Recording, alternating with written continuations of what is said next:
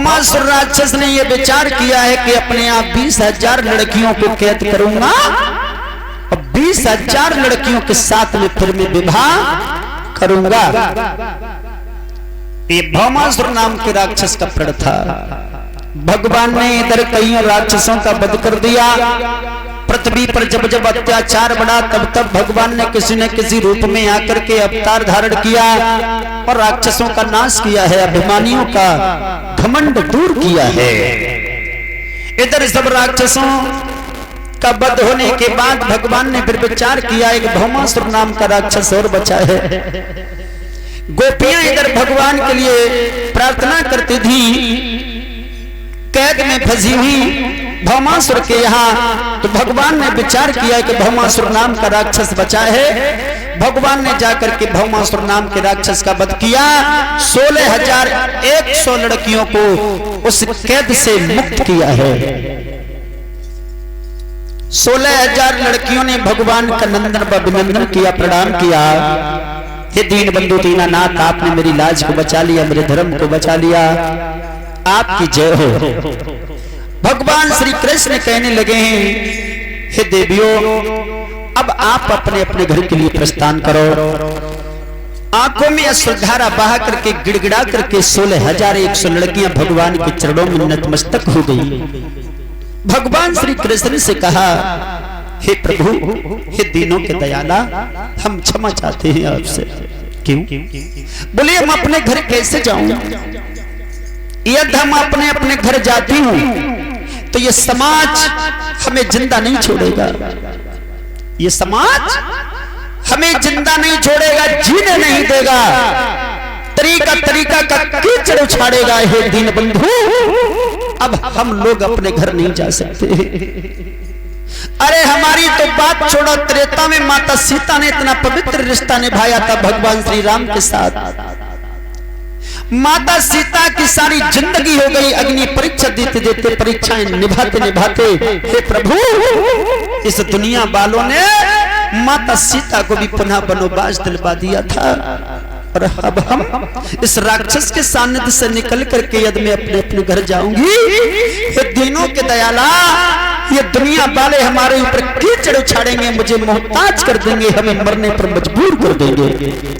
इसलिए अब जो भी हुआ, जिसका दीनों का दयाला, ये परम पिता परमात्मा, जिसका भगवान, जिसका इष्ट, जिसके सामने साक्षात रूप लेकर के एक राक्षस का वध कर दिया हो और उन 16,100 लड़कियों को गुफा से मुक्त किया हो, अब भला उसके सामने साक्षात परम पिता खड़ा हो, लोगों की जिंदगी हो जाती है। ऋषि मुनियों को तपस्या करते करते भगवान का दर्शन नहीं होता है, भगवान के चरण नहीं मिलते हैं। हमारा बड़ा सौभाग्य है, भगवान हमारा इष्ट, हमारा परम पिता हमारे सामने खड़े हैं।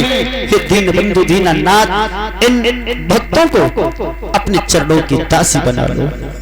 अब हम तुम्हारे ही चरणों में रहना चाहते हैं।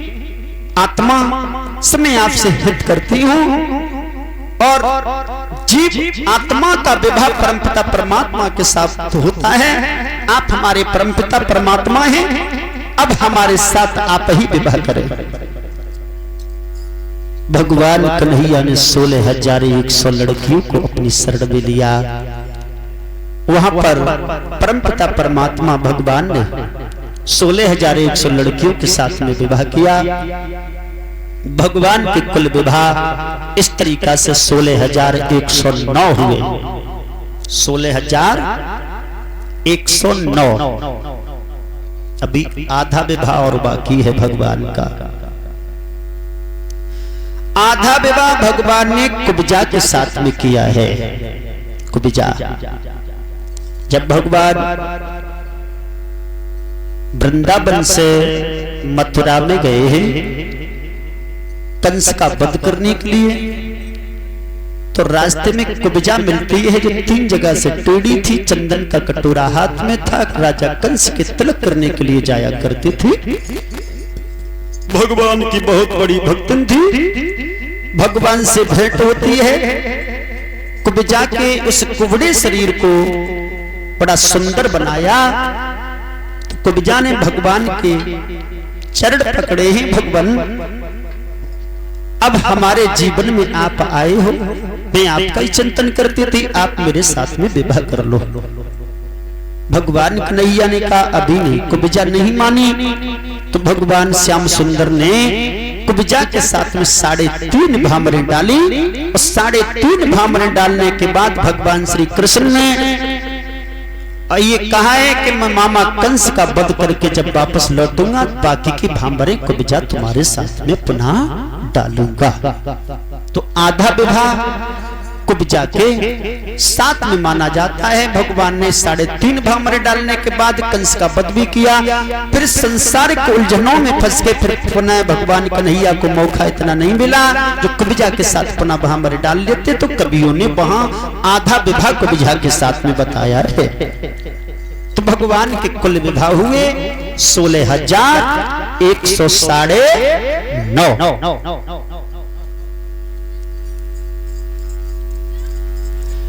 16,109। और भगवान श्याम सुंदर के घर में हर स्त्री के गर्भ से 10 लड़का हुए और एक लड़की हुई।